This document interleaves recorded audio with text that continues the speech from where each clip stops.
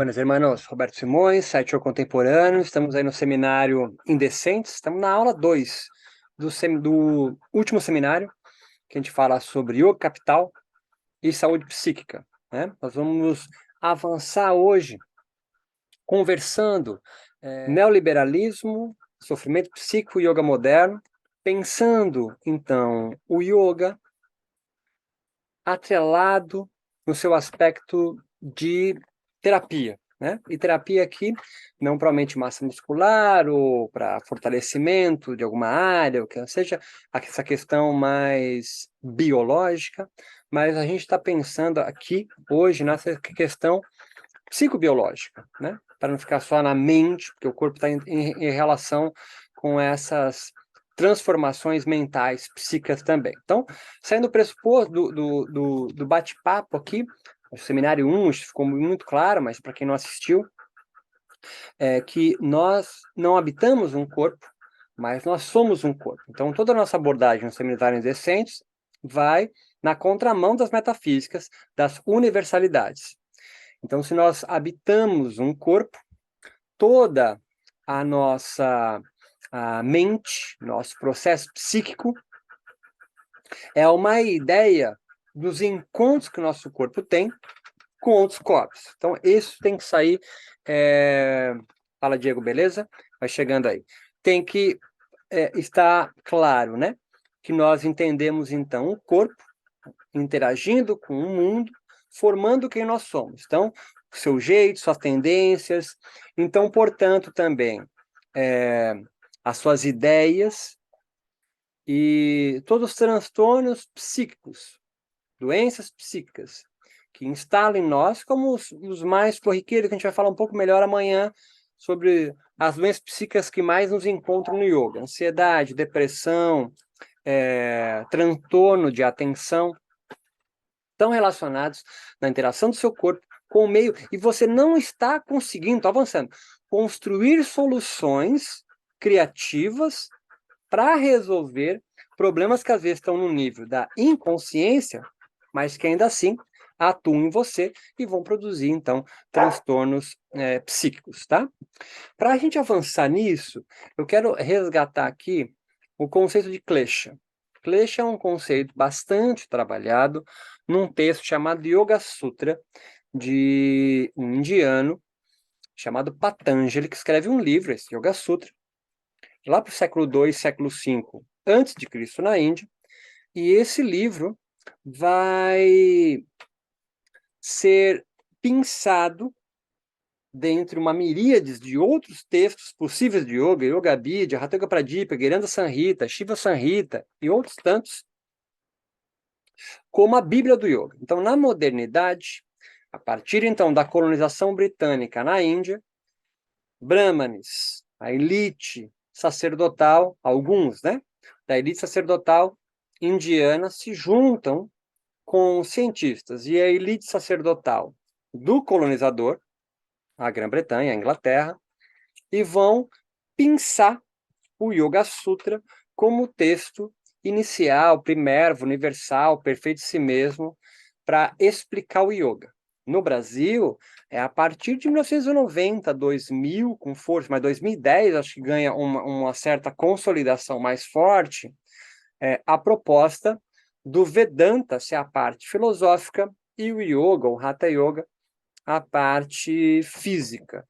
Mas isso também é uma construção aqui, que vai se consolidar com muito mais força a partir, quando se fala consolidar, isso é mais hegemônico, mais senso comum, ou a tentativa de embalar essa narrativa a partir dos anos 2000, 2010. Então, estou fazendo esse preâmbulo para colocar, porque a escolha de Patanjali aqui, para a gente tentar pensar os kleshas, né? Porque ele é um texto, não é o mais importante, mas na modernidade foi pensado como uma espécie de Bíblia do Yoga. Então, yogis como Iyengar, que foi escolhido na Time, se eu não me engano, um dos homens mais influentes do mundo, um dos textos, um dos yogis mais importantes, neste mundo orientalizado, onde o yoga vai fazer o seu transplante, tá certo? Não é que a Iyengar é o mais importante yogi do mundo, mas, sem dúvida, ele foi o yogi mais conhecido pela produção que ele fez, fantástica também, o método que ele inventou, e toda a trajetória de vida do Iyengar. Então, nós vamos abordar o conceito de Klesha aqui de Patanjali, que elevou o yoga a fazer parte de uma perspectiva do hinduísmo, tem um dos seus darshanas. Eu não vou ficar entrando muito nessa parte, mas o que é importante aqui, só para... Estou tentando ainda colocar porque o yoga de Patanjali é tão importante, né? Ele ainda eleva, tem toda uma possibilidade de tecer críticas em relação a esse texto patriarcal, blá, blá, blá, blá, blá, blá, privilegia os brahmanas, não discute o sistema de caste, pelo contrário, legitima eles, mas a gente não pode negar, com dados históricos, dados reais, né? Tá? Na realidade, são um fato, ele é o livro mais lido, mais seguido, se tornou a narrativa mais importante dos yogas modernos no Brasil, certo? Então, Darshanaya configurou na modernidade uma doutrina pelo yoga por diversos motivos, né? A gente pode pensar aqui rapidamente a colonização britânica na Índia, que vai questionar todo o misticismo e a espiritualidade yoga como algo menor, animista, primitivo, né? Bem aquela escola de sociologia e de antropologia dos anos 30, 40, ali, um pouco antes, começo do século XIX, século XX, que entende a Europa, né, como grande centro da civilização do mundo, que eles dominaram o mundo, então, né, eles vão dizer, e vão começar a comparar. As religiões comparadas nem são mais um forte, né, tipo Mircea Eliade, Rick Zimmer e outros que fazem religiões comparadas, já são autores assim ultrapassados para um cenário acadêmico da ciência da religião, entende? Mas ainda nós vemos muito Eliade, as traduções que ele fez. De qualquer forma, dando esse preâmbulo, a gente entende que durante a modernidade, quando a colonização britânica, o yoga é relegado a alguma coisa menor, primitiva. Você imagina aí um sacerdote inglês, que no caso é protestante, é anglicano, né? Totalmente pragmático, numa lógica da prosperidade. Olha, um yogi, né? Aquele típico hatha yogi ali, peregrino, né? Um errante, aqueles longos cabelos de dread, à beira do rio Ganges, com os cinzas de morte, porque ele faz, em geral, ele é um shivaísta, ele vence a morte, né? Fazendo um puja, fazendo uma prática ali, um ritual, à beira do rio Ganges, né? Jogando manteiga derretida em cima do falo de Shiva, né? Fazendo suas práticas ali praticamente seminu. Isso não era bem quisto, não é? É tido então como uma prática mágica. Olha a Europa queimando as bruxas e bruxos durante toda a Idade Média, não é? Então esse é tido próximo ao cristianismo, um tipo de religiosidade menor. As religiões afro no Brasil até os anos 30, certo? Não é tido como religião a Umbanda e o Candomblé, é feitiçaria, certo? Vai ser elevado ao patamar de religião no governo de Getúlio Vargas, por exemplo, né? Então, o yoga passa por algo similar nesse sentido, descredibilizado por crenças mágicas, superstição, não é? Então, a gente lê muita palavra folclore quando começa a estudar esse yoga, né? Que é um tipo de pensamento europeu, eurocêntrico, que olha... Então, ele vai comparar com o que ele acha que é o ideal, que é o cristianismo. Então, vê que eu estou subindo. Então, o Yoga Sutra vai ser pensado porque é um tratado tido pelos europeus, então, filosófico, né? Que pode, então, ser comparado à filosofia religiosa católica, né? Cristã, certo? No caso, o protestantismo. A gente, então, entende que um total subjugamento do yoga indiano, primitivo, anímico, versus pragmatismo, essa lógica da prosperidade da religião dominante protestante dos ingleses sobre a Índia. Então, a elite colonizada começa a imitar a elite colonizadora, e aí é por isso que um dos motivos, né? Patanjali vai ser eleito aí como um texto seminal do yoga. Nesse texto, nós temos, então, os kleshas, que a gente pode traduzir essa palavra, K-L-E-S-A-S, é uma das formas de falar essa palavra, de traduzir, como obstáculos. Então, no texto de Patanjali, Yoga Sutra, Vem que a gente vai tentar amarrar isso com a questão psíquica, né? Com a saúde psíquica. É clássico isso, para quem fez o curso de formação de yoga, que eu vou falar agora aqui, é que todos os nossos problemas são causados porque a nossa mente, nossa consciência está num turbilhão. Clássico, segundo o Sutra de Patanjali, você vai encontrar professores de yoga tatuado isso no corpo. Yoga Chitta Vritti Nirodha. Então, o yoga é a diminuição voluntária das modificações da consciência ou da mente, tá? Aqui é consciência, mas tanto faz falar mente, consciência, e não importa agora. Então, o yoga vai promover, estou avançando, segundo Patanjali, uma diminuição do turbilhão da mente, para então você entrar em contato com a tua verdadeiro ser, a tua alma, conectado com Deus, alguma coisa similar, que ele vai chamar de Purusha. Esquece isso, não vai cair na prova isso. Agora, e aí ele vai descrever todo um processo, né? Um protocolo, um dispositivo, como se diz na psicologia, para você diminuir isso, ter uma experiência diferente, não ordinária, portanto, extraordinária, o samadhi. E aí você entra em contato com o verdadeiro eu, retorna para a ordinariedade do que você é, mas só que você faz mergulhos constantes nessa experimentação de não eu, né? O budismo vai chamar de vazio, o hinduísmo vai chamar de plenitude. Esses encontros consigo mesmo vai fazendo você experimentar tudo que você não é, tudo que você não é, porque Purusha é um espelho, reflete o mundo que encontra você. Quando eu diminuo o turbilhão da minha mente, eu consigo perceber que eu verdadeiramente sou apenas um espelho que reflete o mundo à minha volta. Então, puxando agora, eu não sou ansioso, eu não sou depressivo, eu não tenho transtorno de atenção. Eu estou assim. Estou assim por quê? Vem com o avanço. Porque eu ignoro os motivos que me fazem estar assim, que é o turbilhão. Quais são os obstáculos para que você entre em contato com esse verdadeiro ser, verdadeiro eu? Tá? Patanjali é absolutamente metafísico, transcendentalista. São os kleshas. Os kleshas, tem o klesha mais importante, que é a ignorância, eu traduzo como alienação. Ele é a mãe, ou ela é a mãe, klesha, esse klesha, ignorância, de mais 4 obstáculos para qualquer corpo yógico. O apego, a aversão, o medo da morte e o orgulho ou a falsa identidade sobre si mesmo. Então, todo o trabalho comportamental yógico, bem antes de yamas e niyamas, tá certo? O yamas e niyamas vai entrar para arrefecer a ação dos kleshas em mim. E é essa ação que a prática meditativa, aliada com asana, pranayama, o pratyahara, o dharana, dhyana e o samadhi, a meditação propriamente dita, e a experiência que é esse encontro quando o turbilhão diminui, vai proporcionar, então, a perceber meu verdadeiro ser.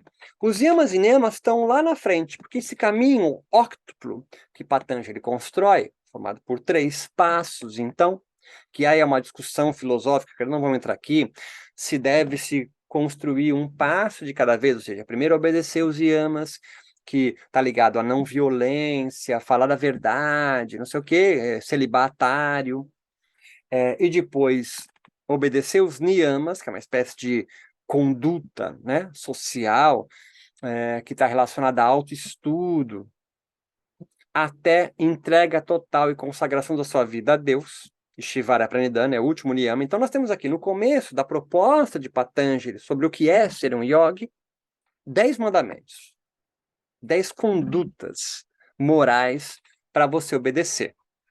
A não violência, que é uma Ctrl-C, Ctrl-V do jainismo, até entrega total e consagração da sua vida a Deus. Mas aí depois entra o terceiro passo, Yama Niyama, o terceiro passo, o asana, as posturas que a gente conhece. Depois o pranayama, o controle da respiração. Aí pratyahara, que é um nome que a gente às vezes traduz comumente como uma diminuição voluntária uma abstenção dos estímulos sensoriais. E aí a meditação propriamente dita. Dharana, concentração. Dhyana é a mesma concentração, mas os objetos diminuem, né? que se traduz a dhyana com meditação propriamente dita, e a experiência, samadhi. Que essa experiência é quando o turbilhão da minha mente consegue alcançar uma desidentificação com me acomete ao mundo. Essa é a proposta de Patanjali. É a proposta de Patanjali. Os kleshas, então, aí entram como a coluna vertebral. A coluna vertebral não é o yama niyama, não é postura. A coluna vertebral são os kleshas, que é o obstáculo que faz você produzir os vritis. Isso é muito importante, que às vezes a gente não... Talvez você fez um curso de formação e nem discutiu muito klesha. Klesha, então, são os obstáculos clássicos, então, para Patanjali, para quem segue o Darshana Yoga de Patanjali, para você ascender na ética do yoga patanjalístico, certo? Então, os kleshas são traduzidos literalmente como obstáculos. E o principal dele é a ignorância. Não é você viver na ilusão, é ignorar que vive em algum maya, tá ligado? E aí, 4 comportamentos de apego. Então, se você vive apegado a tudo que lhe traz, por exemplo, prazer, você vai aumentar o seu turbilhão, porque você associa o aumento da sua potência de prazer, de alegria, a um objeto. E não percebe que esse objeto não é a causa da sua alegria, da sua potência, mas é que você, na relação, no encontro com esse objeto, neste momento, aumentou sua potência, aumentou sua alegria. E aí você, por ignorar esse processo, associa esse objeto à sua alegria e você se apega a isso. Acho que se você sem esse objeto, você não vai conseguir mais viver de forma potente, alegre e feliz. O desapego é o contrário, né? Você teve um encontro entristecedor que despotencializou você, e aí você acha que sempre que encontrar esse objeto, esse comportamento vai se manifestar em você. Baixa potência, tristeza. E aí você se afasta desse objeto. O apego à aversão, o que eles fazem, segundo Patanjali, é só aumentar o turbilhão da sua mente, que é o oposto do que um yogi quer. O yoga faz posturas, faz respiratórios, faz um exercício de diminuir os estímulos sensoriais do mundo dentro dele, medita, pratica as yamas e niyamas para você conseguir diminuir a sua ignorância. Você não precisa nem seguir o Yama Niyama. Se você estar atento e perceber uma vida não apegada e não também desapegada, né, ou aversiva. O terceiro é um medo da morte, ter medo de você morrer. Isso também produz vritis, porque você vai ficar 24 horas temendo que isso ocorra. Ontem nós demos uma pincelada, né, com Ernest Becker, a questão de você se afastar da morte, criando ficções. Então, o medo da morte é um grande produtor de ficções. Lembra da aula de ontem, né? A única certeza que nós temos é que vamos morrer. Mas se nós vivêssemos 24 horas pensando que nós podemos morrer, mas a gente não sabe quando, nós aumentaríamos os nossos vritis. Então, nós inventamos estratégias, linhas de fuga. Na verdade, quando eu falo a gente, é os sócios, né? Que a gente vai chamar de Maya, ou ficções que curam, como diz James Hillman, para conseguir afastar isso. Então, o terceiro klesha são eles. O terceiro klesha é o medo da morte. Se você temer a morte, você vai aumentar o teu turbilhão, e aumentando o turbilhão da sua mente, você se afasta do yoga. Então, o terceiro klesha é o medo da morte, e o quarto é o orgulho. É uma falsa identidade sobre si mesmo. É quando você se identifica com a personagem que você criou no sócio onde você vive. Então, eu sou Roberto, professor, ou filho de não sei quem, casado com não sei quem, pai de não sei quem, e vive essa personagem, achando que realmente eu sou. Não é para você abandonar a personagem, já não vi com nenhuma máscara, tá ligado? Tipo um clown, né, que só tem um negócio. Não, não dá. Mas você, vem com isso que eu tô batendo nessa tecla. Você ignorar que possui as máscaras, olha o primeiro klesha, a ignorância. Então, o primeiro klesha, a ignorância, que é a mãe de vidas apegadas, aversivas, medrosas perante a morte e orgulhosas ou identificadas demais com a personagem no qual você ocupa num dado momento. Eu sempre brinco que eu nunca me apresento como professor de yoga, porque o professor de yoga já cria uma expectativa de como eu devo me comportar. Há uma personagem professor de yoga, não é? Aquele cara que fala calmo, não bebe, por exemplo, álcool, não come carne vermelha, é magro, não é? Forte, flexível, né? Talvez até inteligente, fale sobre coisas, ou até a questão de ser meio nova era, né? Meio gratiluz e não sei o quê. Então, há aqui uma série de construções que às vezes você, olha só, se apega nela. Então, nós estamos aqui nos kleshas. Estou tentando pincelar para vocês os kleshas. A ignorância, o apego, a aversão, o medo da morte e o orgulho. Para Patanjali, são esses os obstáculos do yoga. Então, qualquer yoga deveria estar atento, não às suas práticas propriamente ditas, com as técnicas, mas se sua vida está entrelaçada, sendo tecida por comportamentos avidianos, não é? De ignorância, avidia, ignorância. Acho que eu me fiz claro aí, tá certo? Só que os kleshas no Brasil, talvez no mundo, mas no nosso, a gente fecha para o Brasil, porque foi o que eu estudei, veio se desvinculando do hinduísmo, né? A história do yoga no Brasil tem uma... Eu posso até subir aqui um artiguinho sobre a história do yoga na América Latina e no Brasil.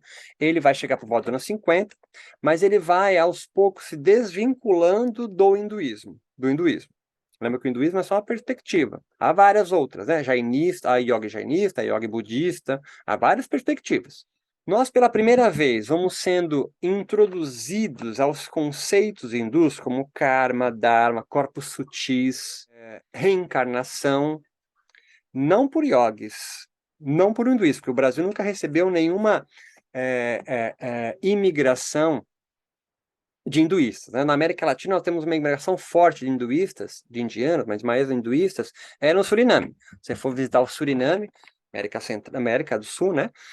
Você vai encontrar templos. O único lugar na América do Sul que tem templos hinduístas, se eu não me engano, ali, construído pelos próprios hinduístas por uma imigração. No Brasil nós não temos isso. Mas o yoga no Brasil chegou com Patanjali, obviamente, mas aos poucos, o yoga foi, aos poucos que eu digo, dos anos 50 aos anos 2000, se desvinculando do hinduísmo. Tanto hoje, 2023, a gente ouve algumas narrativas do yoga laico, eu não estou fazendo crítica, do yoga laico, do yoga científico, né? Com um total desvinculamento de religião. Durante toda a minha vida acadêmica, uns 20 e poucos anos, eu tive que responder em todas as bancas de mestrado, doutorado que eu fui, em todos os congressos que eu ia, de que por que eu chamo o yoga de possível ser pensado como religião. Então, é tão impregnado esse discurso que o yoga não é religião, nunca se aproximou de religião, que é uma loucura, né? Porque o yoga nasceu entremeado com a religiosidade e com religiões. O yoga em si pode não ter sido uma religião em si, mas você pega os natas, por exemplo, é um movimento religioso, né? E o conceito, a linha vertebral é o yoga, mas não nos interessa aqui agora. O que eu fui percebendo é que os kleshas no Brasil foram perdendo essa conotação descrita por Patanjali. Então, por mais que a gente siga Patanjali, os obstáculos do yoga, eu fui percebendo, a partir do meu mestrado, 2013, mais ou menos 2015, que não eram os kleshas. Tanto que provavelmente alguns de vocês aqui que fez um curso de formação de yoga, ou é praticante de yoga, nunca ouviu falar de klesha. Sabe que o yoga tem alguns obstáculos a serem vencidos, mas que são os kleshas, que é o apego, a aversão, medo da morte, o orgulho, filhos da ignorância, pouquíssimos aqui talvez tenham ouvido essa narrativa. Então o que eu fiz? A partir de 2015, mais ou menos, até 2017, eu saí a campo no meu doutorado, entrevistar yogis no Brasil. Então era um período ali antes da pandemia, então nós tínhamos ali, olha lá, cara, nós tínhamos ali umas 10 personagens do yoga bastante conhecidas. Então, para quem lembra disso, até 1980, 1990, nós tínhamos dois grandes métodos, ou escolas, ou tradições, se você preferir, ou duas escolas de yoga no Brasil, que era o Swastika Yoga do De Rose ou a Yoga Terapia de Hermógenes. Nós não tínhamos outro. Claro que tinha Cláudio Miranda, tinha um monte de gente. Mas se você fosse, né? Eu quero fazer aula de yoga. Você vai encontrar o Swastika ou você encontrar o Hatha Yoga clássico, no qual Hermógenes era uma grande referência. Ainda é, né? Então, ambos se apresentavam em shoppings, por exemplo, coisa que os indianos já também faziam, né? Eu colocava uma sunguinha, tem uma entrevista clássica do Hermógenes e do filho do De Rose também, no Jô Soares, por exemplo, em outros locais, iam se apresentar e explicar o que é o yoga. Então, nós tínhamos essas duas grandes escolas, que já fazem uma leitura própria do que é o yoga. Mas a partir dos anos 2000, 2000 e pouco, a gente começa a ter professores de yoga que vão começar com muito mais força a produzir cursos para formar novos professores de yoga, né? Até os anos 90, 2000, com força, nós tínhamos apenas o De Rose no Swastika, formando professores de yoga, com força. Tinha mais escola, mas com força, eu quero ser professor de yoga. Você ia encontrar, não tinha nem Google, mas você ia encontrar, era a Swastika Yoga com o De Rose, ensinando você. Por isso ele formou muitos professores de yoga. Então,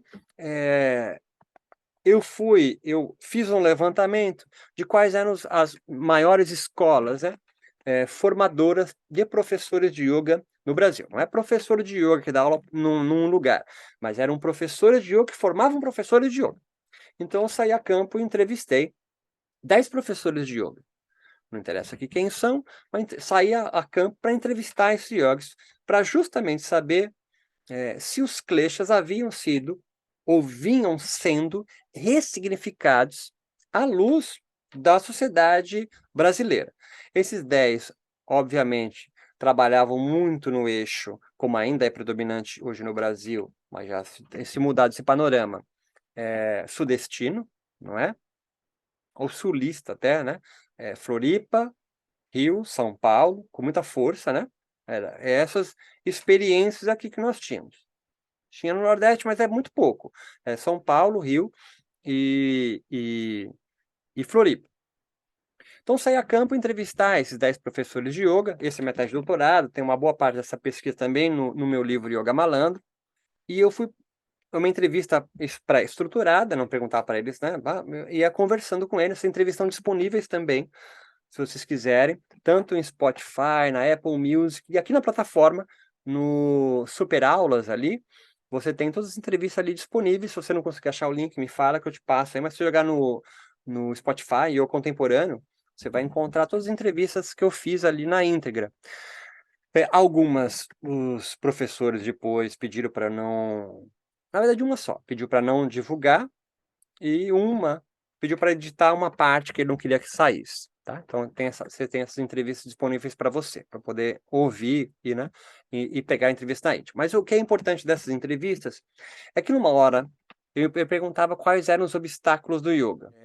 Atento se a resposta ia vir klesha, que é porque ninguém negava Patanjali, tá? E eu perguntava quais os obstáculos. Quase todos, em uníssono, na verdade, um só não respondeu isso, mas depois mostrou a grande importância, que o obstáculo que todo mundo respondeu foi o estresse. Nenhum professor de yoga, no qual eu entrevistei entre os anos 2015 a 2018, 2017, mais ou menos, respondeu klesha para mim. Respondeu estresse. E aí, quando eu perguntava para eles, olha, mas segundo Patanjali, são os kleshas, né? Comportamentos de apego, aversão, medo da morte, orgulho, e não estresse. O Patanjali nunca descreveu estresse, né? Não querendo questioná-los, né? Mas só que entender para onde eles iriam nisso. E aí eu fui desenhando a resposta de todos e percebendo que ninguém negava, obviamente, o klesha, ninguém falava que o Patanjali estava errado, que não era o apego, aversão, medo da morte, orgulho, mas o que eu percebi é o seguinte: o estresse se tornou, para os yogis brasileiros, talvez seja em outro lugar do mundo, mas nos brasileiros, a corporificação dos kleshas em nós. Então, eu vou ler algumas aqui. Eles diziam o seguinte: olha, não, sem dúvidas, o apego, aversão, medo da morte e orgulho, só que o estresse é o que produz a resposta que os kleshas produzem. Então, em vez de eu ficar... então, qual que era o rolê? Em vez de eu ficar dizendo para os meus alunos e para mim mesmo, me preocupar em observar se meus comportamentos são de apego, aversão, medo da morte e orgulho, frutos da ignorância, era só olhar o meu corpo. Se o meu corpo estava estressado, produzindo, então, portanto, o estresse produz um turbilhão da mente, eu estou saindo fora. Portanto, o estresse tornou o grande obstáculo nos corpos e no discurso, nas narrativas dos iogues no Brasil. Por consequência, se o estresse era a causa dos obstáculos psíquicos que os iogues deveriam enfrentar, estou avançando, hein? O relaxamento se tornou espiritual. O samadhi foi se aproximando do relaxamento, foi se incorporando os comportamentos que Patanjali descreveu no século II a.C. na Índia, mas no território brasileiro. Então, em vez de me preocupar se eu tive a experiência do samadhi, que é difícil você descrever, que é abstrato, o que o professor de yoga que formou muitos novos professores de yoga no Brasil, diziam: olha, você alcançando o relaxamento, que é um estado psicobiológico no qual o estresse não se manifesta, é o samadhi. Então, vai se incorporando uma narrativa biológica, psicobiológica, dentro do campo espiritual e yógico no Brasil. E é interessante, quando eu fui estudar, eu fui pegar alguns textos para compreender o que estava acontecendo, que eu não estava esperando que isso ocorresse. Eu encontro, por exemplo, um texto da Andrea Jain, que escreveu um livro chamado Selling Yoga, Vendendo Yoga. Né? Ela diz o seguinte: para a cientista Andrea Jain, o yoga moderno, o nosso yoga, não seria uma terapia secular, como alguns se apressaram em dizer. Olha, o yoga se secularizou, ou seja, o yoga perdeu a sua espiritualidade, se desencantou. O yoga não é mais místico, o yoga é totalmente secular, né? Ou também um mero produto espiritual de um mercado religioso, nova era. Tá lá, todo mundo é nova era, abraça a árvore, avatar. Mas ela diz o seguinte: mas ele é descendente de uma religiosidade indiana mais antiga, inserido aos problemas modernos no encontro com sociedades capitalistas e globalizadas. Então, Andrea Jain vai fazer um grande marco teórico para a gente, dizendo: olha, é muito raso dizer que o yoga, porque está dizendo que não é mais klesha, é estresse, e porque é relaxamento. Tem um texto do Mark Singleton que ele diz a salvação pelo relaxamento, falando do yoga, né? Mesmo fazendo uma crítica a essa popularização do yoga e que todo mundo quer praticar yoga para relaxar. Eu concordo com ele, estou junto, mas o que André Jean coloca aqui, ele abre entra uma camada de compreensão que eu acho muito mais interessante. Ela fala: olha, é muito raso, muito rápido a gente pensar que o yoga se secularizou e agora todo o discurso é biológico, né? E então ele é menor. O yoga moderno é menor. Não, ela fala assim: não, se liga. É que esse yoga ancestral antigo, e ela não diz nem Patanjali, mas esse yoga ancestral antigo no qual nós somos herdeiros, entrando em contato com os problemas modernos, que encontrou em sociedades capitalistas globalizadas, se modifica. Se modifica. Então, aquela narrativa, aquele discurso de klesha, apego, aversão, medo da morte, orgulho, acaba não fazendo mais sentido para esses novos coletivos. Ela analisa, no seu livro Selling Yoga, que o yoga moderno seria derivado da definição de duas forças históricas, ela coloca. Da cultura de consumo, vinda do capitalismo globalizado, e de um desdobramento do pensamento Hatha Yogis medievais antigos, indianos. Então, o que ela está falando aqui? O yoga moderno, ele não é menor, ele não é deturpação, não é uma apropriação indébita. Ele é fruto do encontro de yogares antigos, atravessado por duas forças históricas: a cultura de consumo, vinda do capitalismo globalizado, e de um desdobramento do pensamento Hatha Yoga medieval indiano. Ela acredita esse aspecto híbrido ao processo de transplantação que originou novos formatos do yoga, mas sem perder a homogeneidade espiritual que o configura. Ela, então, corrobora com o que eu estou falando aqui, porque o yoga atual seria um produto da cultura do consumo. Ela não, que não possui apenas significados e funções utilitaristas ou hedonistas, tá ligado? Então todo aquele discurso, o yoga é só asana agora, o yoga se perdeu, devemos resgatar, ele falou assim, olha, pera aí. Essa narrativa também faz parte desse mercado de consumo capitalista, neoliberal, nós estamos inseridos. O capitalismo sempre precisa trabalhar numa oposição, tá ligado? Um contra o outro. Então ela fala, olha, primeiro, o yoga moderno, ele deriva da cultura de consumo e de problemas outros que sociedades vão ter que inventar soluções criativas para esses problemas. E que ele não tem só funções utilitaristas, né? Que também é um discurso bem comum. Ah, esse yoga é só de posturas. Ele tem funções utilitaristas para melhorar, aumentar o core, né? O abdômen trincado, força, alongamento, flexibilidade, o aumento da criatividade de jovens empreendedores, que isso é bem comum. E isso existe. Porque eu tô falando, peraí. Isso é uma camada. Mas tem uma outra camada, uma infraestrutura que dá base para essa superestrutura que a gente está vendo. Qual que é a superestrutura que está à vista aqui? O yoga utilitarista, funcionalista, o yoga para venda de produtos. Perfeito, está acontecendo. Mas ela percebe, ó, não é uma deturpação. Isso é fruto de uma infraestrutura que segura isso, que é o capitalismo neoliberal e essa cultura do consumo. Então, todas as religiões atuantes hoje, ela diz, passam ou passarão, pelo menos, por ajustamentos sociopolíticos, logo não seria exclusividade do yoga esse tipo de comportamento. Haja vista os neopentecostais, que também têm um comportamento igual, né? Então ela afirma que o yoga moderno vem estabelecendo como uma verdadeira prática espiritual corporal como respostas às adversidades do mundo contemporâneo. Então o yoga continua com a sua veia espiritual forte, ou religiosidade, se você preferir, quiser, né?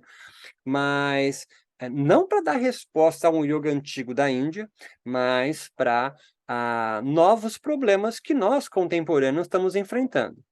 Então, talvez você que me acompanha mais no grupo de estudos e em outros cursos que eu tenho disponível na plataforma EAD, essa fala não seja tão nova para você, inovadora. Mas entenda que o mundo do yoga que ainda permeia, né, os cursos de formação e as aulas, ainda cai nesse tipo, o cachorro, ainda cai nesse tipo de cilada de achar que todas as transformações narrativas, gramáticas novas do yoga é deturpação, é apropriação indevida da cultura ancestral indiana. Pode ser, isso com certeza acontece. Só que há camadas mais sutis disso, porque toda a espiritualidade entrando em contato com problemas de uma dada sociedade vai inventar soluções para ela. Né? Então, com relação aos valores e à moral moderna do yoga, Andrea Jain, afirma que o sofrimento espiritual dos yogis contemporâneos, professores, praticantes e aqueles curiosos ou que se dedicam à vida ao yoga, alguma coisa assim, os especialistas. Ela está contido no complexo Klesha, Samadhi e Kaivalya. Então, essa tríade, obstáculos, Klesha, a experiência no qual o turbilhão da mente diminui, samadhi, e kaivalya, que esse último é um palavrão também, que é a libertação do sofrimento do yoga, é o equivalente ao nirvana e ao moksha. Não é a mesma coisa, mas podemos pensar num equivalente, né? É quando então o yogi consegue romper o ciclo de samsara, né, o ciclo de renascimento, e está livre de sofrimento.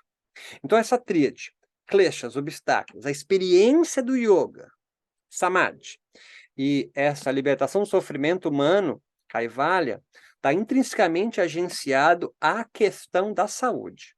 Então, hoje, um yogi com saúde, um yoga saudável, é um yogi, então, que conseguiu diminuir, ou consegue diminuir, o turbilhão da sua mente, né? E aí alcançar essa experiência samádhica em busca de não mais sofrer. E quais são os obstáculos para isso acontecer? Continua sendo klesha. Só que agora o klesha está corporificado nas experimentações do estresse, porque é um produtor de vriti agora, do samadhi como o antagônico do estresse, portanto, o relaxamento. Ninguém alcança o samadhi com comportamentos de klesha. Se klesha é estresse, esse aqui é relaxamento. E Kaivalya vai conquistando um status espiritual de uma espécie de homeostase divina, um estado metafísico, a gente pode pensar assim, sei lá, né? Universal, no qual esses espíritos obsessores do estresse não mais tomarão o meu corpo. Então entenda o que eu estou falando aqui. É possível você ler, eu quero que você coloque essas lentes agora para dar uma olhada no seu universo, no campo do yoga à sua volta. Todos têm o mesmo discurso de prática do yoga para a diminuição do estresse. O relaxamento é parte intrínseca de qualquer operacionalidade yógica hoje. Relaxamento. Ninguém consegue alcançar estados yógicos ou praticar yoga estressado. Relaxamento faz parte disso. E Kaivalya acaba sendo um espaço no qual o yogi brasileiro tenta alcançar um certo equilíbrio. Esse discurso de equilíbrio é muito comum nas narrativas brasileiras yoga. Equilíbrio, relaxamento e estresse. Essas gramáticas foram sendo incorporadas no tecido espiritual yógico brasileiro. Então, hoje nós trabalhamos muito, e a narrativa no qual eu trabalho muito é da desalienação que o yoga produz. Né? Ela dialoga com o yoga como fim da alienação espiritual. Então, na antropologia da doença, eu amarro aqui para avançar no capitalismo agora, é muito comum na antropologia da doença a gente poder associar e estabelecer uma relação entre saúde e salvação. Doença com sofrimento. Portanto, nós podemos aqui, trazendo para o yoga, pensar a saúde como a busca desse espaço de relaxamento e homeostase divina, um estado de homeostase no qual de equilíbrio constante. No yoga nunca se move, não é? É muito comum você pensar assim, um yoga, você pratica yoga, está mal nervoso, né? Como se o yogi devesse alcançar, totalmente questionável, mas assim, essa narrativa está presente. O yogi deve alcançar, um meditador, um equilíbrio constante, nunca sair desse equilíbrio. Qualquer desvio desse equilíbrio significa que o klesha estresse atravessou o corpo dele e tirou ele do estado divino, que é essa espécie de homeostase. Né? E isso acontece porque o relaxamento não está mais presente em você. Então, quando você não está operando mais nesse relaxamento espiritual em busca dessa homeostase divina, há um sofrimento, porque a doença se instala em você. Então, há uma nova narrativa para se pensar e se discutir a ideia do yoga, saúde psíquica e o mundo capitalista onde nós vivemos. Então, os professores de yoga no Brasil se aproximam da cultura espiritual terapêutica nacional e vão tecendo fortes relações também com saúde e salvação, sofrimento e doença. Né? Quando eu falo que os yogis se associam, vão tecendo relação com a cultura nacional brasileira terapêutica, eu quero dizer o seguinte: todas as religiões brasileiras estão intimamente ligadas a processos curativos e terapêuticos. O espiritismo kardecista faz até cirurgia. As religiões afro, não é? Trabalho de ebó, fechar o corpo, olho gordo, são terapêuticos. Você pode não ser um filho ou filha de santo de um terreiro de umbanda, mas você pode ir na sexta-feira da gira trocar ideia com o preto velho. Você não precisa ser um convertido daquela religião. Você vai como consulente para pedir bênção, mas também curar doenças. Aquelas entidades, aqueles orixás, vão tirar uma dor nas costas, não sei o quê. E quem é um pouco mais antigo vai lembrar das benzedeiras. Então, portanto, mesmo no cristianismo, que queimou bruxa na Idade Média na Europa, o Brasil construiu as suas bruxas, que a gente chama ou feiticeiras, que nós chamamos de benzedeira. O censo passando na rua, essa benzedeira, que o padre às vezes nem aceita, se diz católica. Se diz católica. Então, a religião ayahuasca, que é mais recente agora no Brasil, também é uma religião terapêutica. né? Você não vai lá fazer um processo de cura, vomita ou vai sair do banheiro, é um processo de purificação, não é? Então o yoga vai tecendo essa relação, temos a figura do Hermógenes, né, que não vai me deixar falando sozinho, de se aproximar o yoga com terapia, cura e sofrimento, né? Então, a gente pode pensar aqui que algo é muito importante não deixar isso se desviar. A junção do yoga com a ciência biomédica convidou, estou avançando, hein, para a área, convidou profissionais da área da saúde a entrarem no micro-universo socio-religioso do yoga brasileiro como facilitadores na aplicação dos princípios morais, terapêuticos do yoga. O que eu quero dizer com isso é o que na academia hoje a gente chama de acadêmico praticante, né? No Brasil, nós também temos aquele médico, aquela psicóloga, o terapeuta, né? Que adentra o campo do yoga, né? E a gente, por ser uma sociedade mais urbana, toda sociedade mais urbana, em comparação com a campesina, né, a rural, nós somos muito mais ligados à ciência, ao saber da ciência, do que aos saberes da terra, os saberes mais antigos, assim, dos povos originários, por exemplo. Então, o yoga foi se aproximando tanto da ciência que convidou especialistas da ciência, como médicos, psicólogos, a adentrar o campo do yoga. E eu percebi isso também na entrevista, na pesquisa, é que foi se criando novos agenciamentos, que eu denominei esses agentes de cientistas yogis, ou cientistas meditadores. Esses agentes do yoga no Brasil, cientistas yogis, como neurocientistas, por exemplo, foram estabelecendo agenciamentos de saúde e libertação espiritual também. Mas olha que interessante, os professores de yoga, para não perderem a sua legitimidade, criaram uma distinção entre estado de yoga e método ou técnica de yoga, né? Se um cientista quiser estudar yoga, ele só vai conseguir estudar a prática, o método. A experiência, se ele adentra para cá, ele sai do quadrado da ciência. Então, esse campo da experimentação ficou ainda nas mãos apenas dos yogis. Então, se você quiser, faz uma pesquisa aí no Instagram e você fala assim, olha, ó, esse cara aqui é cientista, né? E trabalha com yoga. Perceba se ele fala das experiências, das experimentações do yoga e do método que ele criou, da escola que ele criou, sobre experiência, sobre texto. Esse cara está avançando no campo perigoso da religião. E ele pode facilmente sair da sua constituição de cientista para a situação de sacerdote, místico ou profeta. Então, o Brasil, o campo espiritual do yoga, deixou o cientista entrar para legitimar a prática do yoga, as questões de saúde e sofrimento psíquico, mas ele criou uma distinção entre método, práticas, técnicas e experimentações, experiências do yoga. Esse ponto eu queria deixar, porque a gente vai resgatar agora, quando nós vamos entrar para pensar, e se você tiver alguma pergunta, fique à vontade para fazer para mim agora. Vou até abrir aqui depois para vocês aqui, para ver se tem alguma questão de vocês aqui no chat, para eu poder conversar antes de a gente entrar aqui no mal-estar, sofrimento e sintomas. Deixa eu abrir aqui. Beleza, tudo tranquilo? Maravilha. Então, deixa eu entrar aqui no campo da finaleira já da nossa aula, que é o seguinte.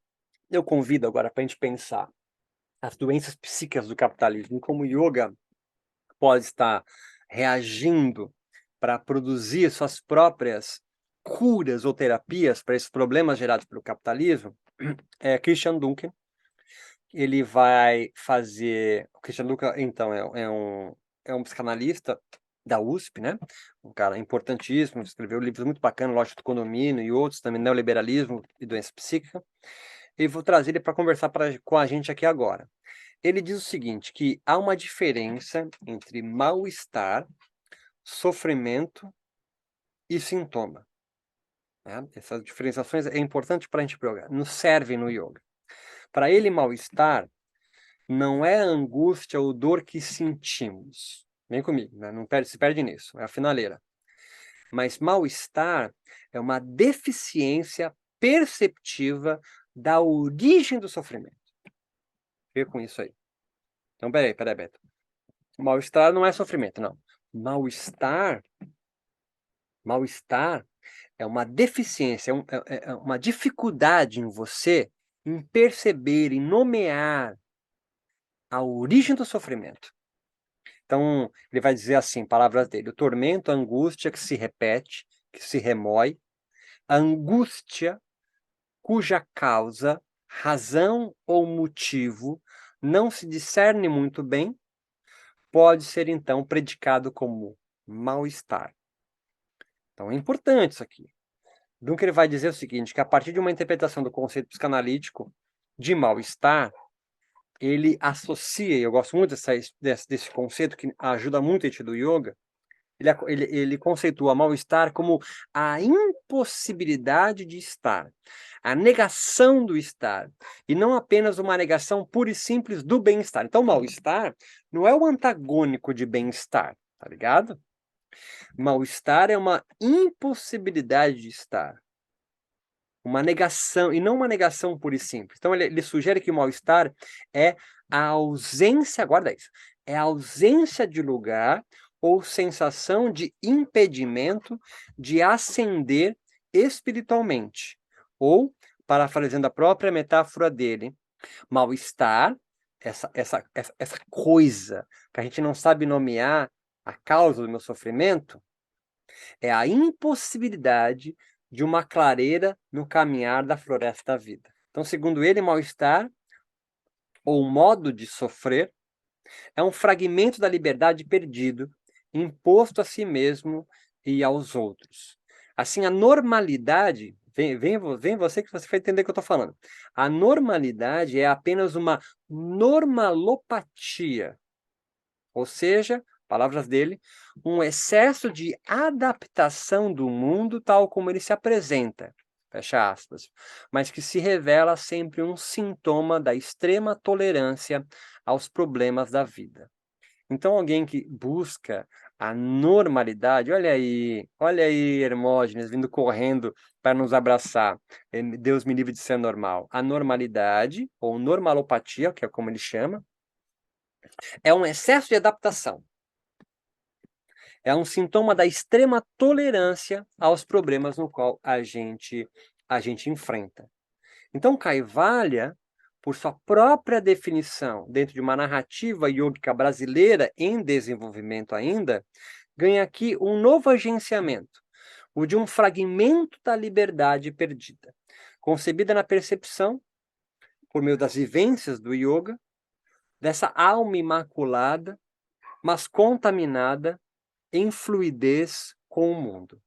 Então, nós podemos pensar aqui que o yogi é o que consegue se afastar dessa normalidade, dessa extrema tolerância, que o torna, então, uma normalopatia, e entrar em contato, ou produzir novos modos de sofrer para que o mal-estar, sendo nomeado, sofre. Então, quando eu joguei lá em cima, vem que eu vou amarrar agora, que os kleshas deixaram de fazer sentido para o yoga brasileiro, foi incorporado no estresse, e a busca de todo professor de yoga é construir uma espécie de um relaxamento espiritual no corpo não é nada da biologia, no corpo dos seus alunos, uma espécie de homeostase divina, né, um equilíbrio dinâmico. Eles não estão falando da biologia. Eles estão aqui construindo uma nova gramática para nomear mal-estares no qual eles não conseguem identificar. Porque a narrativa no qual Patanjali nos trouxe, do ignorância, apego, aversão, medo da morte e orgulho, essa narrativa não faz mais sentido para os corpos brasileiros. Então, com cada prática do yoga, implícito ou não, está um desejo do fim do mal-estar, ou seja, de uma impossibilidade de estar. Então, quando no final de uma aula de yoga, aquele aluno entrou de um jeito, faz essa experiência, pergunta como ele estava, ou você mesmo praticando, vê como que você está agora, sei lá, coloca umas palavras, faz uma prática de yoga. O que é prática de yoga? Foi de uma hora e meia, você percebe que se produziu em você um gostosinho, um sei lá o quê, mas que você está melhor, mais potente, mais alegre no sentido de não ser feliz, mas mais potente do que quando começou. Invariavelmente isso ocorre.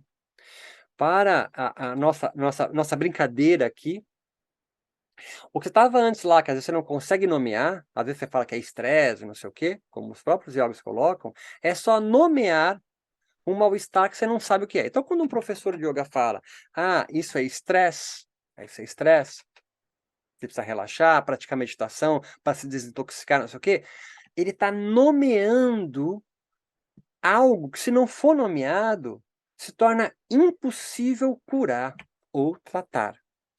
Eu sei que os psicólogos odeiam a palavra curar. Você entende? Então, se você não nomeia o que você tem, fica só esse mal-estar abstrato, você não consegue avançar na terapêutica disso, né? Então, Dunker explica que o cerne das narrativas de sofrimento, é como ele fala, narrativa de sofrimento. Então, quando um yogi diz para mim na entrevista que não são os kleshas os obstáculos, mas são o estresse, que ele vai buscar o relaxamento, porque o relaxamento leva para estado de samadhi, como eles escreveram para mim, eles estão produzindo novas narrativas de sofrimento, ou novas formas de sofrer, ou nomear o sofrimento. Pois a incapacidade do sujeito em reconhecer-se em sua própria história particular e com dificuldade de estabelecer formas sociais que são compartilhadas, causa, em última instância, uma perda experiencial da causa do seu mal-estar. Então, se você não conseguir nomear o seu mal-estar, você não vai acabar com o sofrimento. É preciso nomear isso. Então, trazendo para um contexto do yoga, o yoga indiano da pré-colonização inglesa, sei lá, 1200 depois de Cristo, vivia sobre o dossel hinduísta. Claro que tinha invasão de outros povos, muçulmano, por exemplo, mas eles construíram narrativas de sofrimento que possuem uma ordem justificada e assentada por séculos dessa tradição yoga religiosa. Havia um certo ideal a ser alcançado, pois conservado pelos sacerdotes como um sofrimento. Então, qual que era? Olha, você está sofrendo esse mal-estar que você sente, um yoga do século 5 a.C., vai junto com o Patanjali. Esse mal-estar que você está sentindo aí, esse sofrimento, é porque você está vivendo de forma ignorante no mundo. Então, se você seguir yamas e niyamas, fazer essas posturas respiratórias, sentir isso aqui, isso vai acabar. Porque isso que você está sentindo, esse mal-estar aí, a causa disso é o sofrimento causado pelo comportamento de apego, aversão, medo da morte e orgulho. Me fiz entender? Hoje, essa narrativa, essa costura de nomear o sofrimento não faz mais sentido.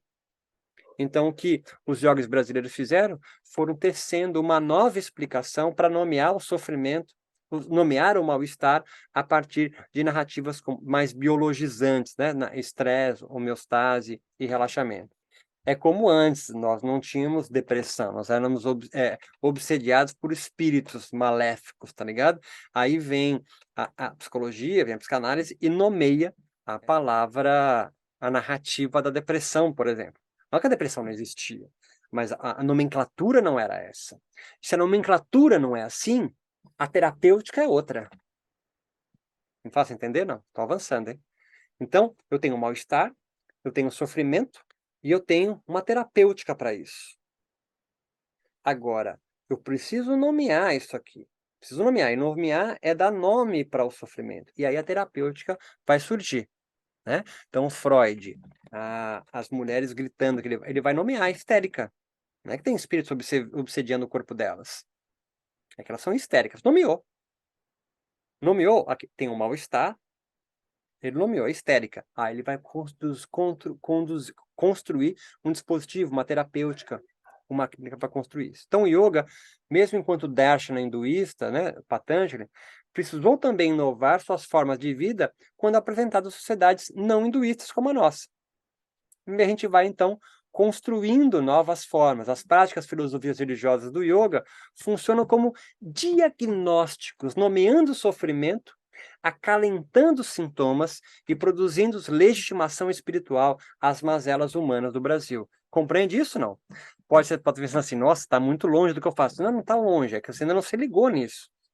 Mas as práticas do yoga, as filosofias do yoga, funcionam como diagnóstico. Ah, isso aqui é estresse. Ah, isso aqui, ou como diz a Iyengar muito, é porque o seu pé não está alinhado, então tem que alinhar o seu corpo, trazer para dentro, para... Olha só, da narrativa da Kundalini, certo? Acender uma cobra enrolada na base da coluna para abrir os chakras até o topo da cabeça, e aí você então se ilumina, você está livre do sofrimento. Essa é uma narrativa, nomeia. Eu sinto um mal-estar, eu sinto, eu descrevo o sofrimento e aí crio uma terapêutica, crio uma clínica, crio uma forma de curar isso. Então, como diz o próprio Dunker, ele falou o seguinte: se queremos pensar o diagnóstico, palavras dele, como reconstrução de uma forma de vida no duplo sentido, prático e teórico, praxis, né, como eu sempre falo, devemos partir da evidência discursiva de que as diferentes formas de vida pressupõem suas próprias práticas produtivas ou improdutivas na nomeação do mal-estar, um autodiagnóstico. Diagnosticar, então, é reconstruir uma forma de vida, definida pelo modo como esta lida com a perda da experiência e com a experiência de perda. O yoga, então, apresenta uma nova forma de vida, não é? Lifestyle. Antes de mais nada, os yogis precisam nomear ou aprender a nomear para conseguir compreender o mal-estar que se apresenta na sala ou no seu próprio corpo. E o yoga vai nomeando isso. Vai nomeando isso. Ah, isso aqui é samadhi com sementes, samadhi sem sementes, aqui é estresse, aqui não sei o quê. Essa postura aqui me ajuda a ativar a energia de não sei o quê. Não é errado, não tá nada. São narrativas. Não tem a Tainá Antônio, que incluiu para o público no qual ela trabalha, que é na Baixada Fluminense, né, em Duque de Caxias, o Saha Yoga, que é rebolar, que ela entende que isso começou com uma brincadeira, como ela mesma coloca, vai ativar a Kundalini e a energia passa pela coluna. Ela fala um pouco brincando isso, mas entenda, é uma nova narrativa de cura para aqueles corpos periféricos do qual o yoga foi negado por décadas no Brasil, subir num tapete. Não adianta mais querer levar a narrativa, né? Como um jesuíta levando a explicação, porque se você não acredita na Bíblia, você não é pecador, tá ligado? Você só vai ser pecador a partir do momento que você é convertido à narrativa cristã. Compreende isso? O yoga também leva uma doutrina, também leva uma narrativa. Então, o yoga apresenta, assim, uma nova forma de vida. E com ela, então, vem toda a nomeação do sofrimento para dar sentido ao fim do mal-estar. A gente pode pensar que a questão da perda da experiência, muito comum nos tapetinhos de yoga, a perda da experiência, o cara não sente mais nada. Tipo, ele está tão normalopatizado pelo mundo que ele chega numa prática de yoga sem conseguir sentir mais nada. A prática de yoga, então, vai construir ele, vai resgatar nele, experienciar a perda. Então, ela reside no conceito de alteridade e de alienação, que não pode ser percebida. Ou seja, essa percepção de perda da identidade pode ser sentida na preocupação em desenvolver uma nova forma de viver, longe da alienação, como causa de sofrimento e mal-estar. É muito comum nos cursos de formação de yoga narrativas do tipo, porra, o yoga mudou a minha vida. Claro que mudou a vida. Isso não é piada. Realmente mudou, porque ele foi inserido numa nova narrativa. Eu costumo chamar isso de ordenador de realidade. Nós falamos isso na aula do Ernest Beck, né? Você é incluído num ordenador de realidade. E nisso, você nomeia o mal-estar. O que nos acomete em sociedades capitalistas como a gente vive é uma total falta, ausência de percepção dos próprios mal-estar, porque você está 24 horas produzindo. Você se desconecta do seu corpo. Olha o yoga aí, de conectar, religar. Então, enquanto a alienação centra-se em não saber ou sentir-se ignorante, a alteridade, ao contrário da alienação, que é o que a gente busca no yoga. Lembra? A alienação é o primeiro klesha, a ignorância. Então, o oposto disso é a alteridade. Então, enquanto a alienação centra-se em não saber ou sentir-se ignorante, não conseguir nomear o mal-estar, portanto, o sofrimento, a alteridade nasce da necessidade de perceber-se com qualidades pessoais ou espirituais que o diferencia dos outros. Então, você é singular, mas inserido numa comunidade. Como que eu sei que eu sou eu e não sou o outro? Pela alteridade. Pela alteridade. E olha que louco, a lógica capitalista neoliberal quer fazer todo mundo ser empreendedor. Você perde a sua singularidade. Eu consigo me explicar nisso? Consigo entender? Você, então, é um professor de yoga, mas quer ser empreendedor, como todos. Então, você perde a sua singularidade, se torna, então, massa de manobra. Você se torna igual a todos os yogis. Então, todos os yogis vestem as mesmas roupas, bebem kombucha, comem a mesma coisa, cantam os mesmos mantras, leem os mesmos livros. Você entende que isso é o oposto do yoga? É o capitalismo capturando você. Ah, como que é na Índia? Cara, tem agores, nagas, os natas, tem o yogi jaina, e no jaina tem um monte de tipo de yoga, desde o renunciante ao que fica dentro, os yogis budistas, yogis tibetanos, tem yoga tibetano. Por que não tem o yoga brasileiro? Porque é negado a você a pensar um yoga típico brasileiro, como faz Paulo Vasconcelos aqui com moradores de rua, cracudo aqui de Florianópolis, Mira Derezetti no CAPS, né, com pacientes ali, com clientes do CAPS, Centro de Assistência Psicossocial, Tainá, né, do Caxias, tem a Marta Xavier, toda uma turma ali do Perif Yoga.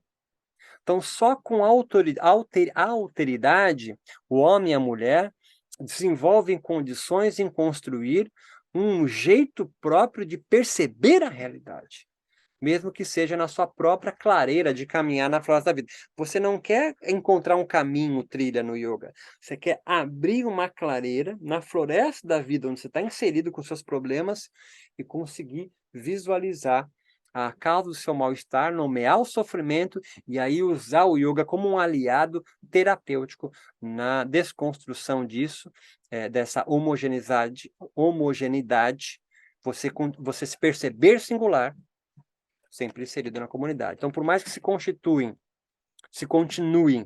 se assentando o yoga no Brasil, nas escrituras milenares dos Vedas, ou qualquer que seja, a sociedade brasileira vai agenciando, você gostando ou não, o yoga encontrando suas próprias narrativas explicativas do mundo. Então, acho que essa é a nossa aproximação aqui. Deixar, então, evidente, é importantíssimo para nós, professores de yoga, praticantes de yoga, curiosos ou interessados em pesquisar o yoga, que as narrativas brasileiras do yoga, como eu encontrei na minha tese de doutorado, que pode ter modificado hoje, né? Mas que eu encontrei naquele período ali, de o estresse ser a grande causa de fomentar o turbilhão da mente. Talvez algum de vocês pergunte, mas o estresse não produz vrits, né? Então, se você já assistir algumas outras aulas comigo, sabe que o estresse na biologia é altamente benéfico. O estresse é uma doença, tá ligado? Mas o estresse, como narrativa inserida no campo espiritual e yógico, se torna um klesha, o causador da ignorância, o sintoma corporal do apego, aversão, medo da morte e orgulho causado. Então você está estressado porque você é ignorante no final das contas. Está nomeando. Está nomeando. Está nomeando o sofrimento para um mal-estar. E qual que é a terapêutica que os yogis naquela época eu encontrei? Levar corpos a um estado de relaxamento profundo, por meio do yoga, por meio da meditação propriamente dita. Aí são várias técnicas para chegar nesse estado. E aí, nesse estado, eles entendem que tudo vai se resolver. É só alcançar esse estado de relaxamento profundo que as respostas vão ser resolvidas. Podemos ter ser crítica, mas não importa isso agora. É você querer brigar com a Igreja Católica. Foda-se. É a narrativa deles. Então, eu trago vocês aqui para pensar junto conosco aqui a ideia de mal-estar, sofrimento, a nomeação do sofrimento e das terapêuticas, para que amanhã, no nosso último encontro, a gente consiga tecer mais relação aí para falar especificamente amanhã das doenças, né, psíquicas mais comuns, como você, professor de yoga, pode, deve lidar com isso, né, sempre atrelado, bater muito nessa tecla amanhã de qual é o seu limite, né, quando você deve trazer um psicólogo ou até um psiquiatra, um psicanalista, para conversar com esse aluno e incluir o diálogo para que o próprio aluno, isso é importante. Isso eu vou deixar muito claro, mais forte amanhã. O próprio aluno aprenda a nomear o seu próprio mal-estar e não você começa a construir a narrativa dele. Senão ele vai perder totalmente a singularidade dele. Ele não consegue perceber-se diferente do outro. Some a alteridade, continua no mundo da ignorância. Então nós somos singulares, mas nós somos singulares únicos porque nós percebemos a diferença que nós temos do outro. A diferença, portanto, a heterogeneidade é marca indelével de importância para esse estado atual de organização social que a gente vive, que é o capitalismo. O capitalismo deixa todo mundo igual, globaliza todo mundo igual, todo mundo tem a mesma roupa, compra os mesmos carros. Alguém com um Porsche aqui e um Porsche não sei em outro lugar do planeta, todo mundo sabe que o cara é rico, ou está pagando sapo de rico. Então, não foi sempre assim, tá ligado? Essa é uma coisa. E isso gera doença. Olha a depressão. A depressão, não vou falar isso melhor amanhã, com mais propriedade, com quem sabe, mas a depressão é total falta de sentido na sua vida. Nenhum ordenador de realidade dá conta de explicar os problemas que você tem. As narrativas para o sofrimento não fazem mais sentido. Às vezes o cara pensa em abreviar a própria existência, tá ligado? A ansiedade é o medo por algo que você não sabe o que é. Claro, você está produzindo igual um louco e sendo cobrado toda hora, você cria um medo, mas você não sabe do que é, de um colapso. Né? Amanhã a gente entra isso com mais propriedade. Fico aqui aberto para se tiver alguma questão que a gente possa debater, conversar com mais profundidade, mas essa era o macro teórico que eu queria apresentar para vocês aqui nessa nosso segundo encontro dos seminários decentes, né? É o terceiro seminário, Yoga Capital e Saúde Psíquica. Fica à vontade para vocês. Muito bom. Agradeço demais, então, a presença e vocês assistindo agora gravado também. Fico aberto para as perguntas que vocês venham colocar, para a gente ir trocando também, tá? Lembrando que todos os 3 seminários, com as suas 9 encontros, né? 3 de cada seminário, vão ficar disponíveis para vocês aí o tempo que vocês precisarem. Se você comprou um seminário só, você pode comprar o outro também, se quiser, ou ficar em um só, né? Mas a grande maioria que eu vi aqui comprou os 3 cursos, então você tem acesso aí a toda uma linha, né? Por mais que eles sejam independentes, se você pega o seminário 1, Yoga Raiz do Yoga, depois assiste o Yoga depois do êxtase, e agora você vai entender vai ter um panorama um pouco mais amplo de tudo que nós tentamos construir, estamos tentando construir aqui para poder ampliar um pouco mais o debate do yoga no Brasil, ok? Forte abraço, muito obrigado, e amanhã de manhã eu vou subir uma aula gravada, tá? Então não vai ser ao vivo, eu subo essa aula gravada até o meio-dia pra gente. Muito obrigado, até mais, gente.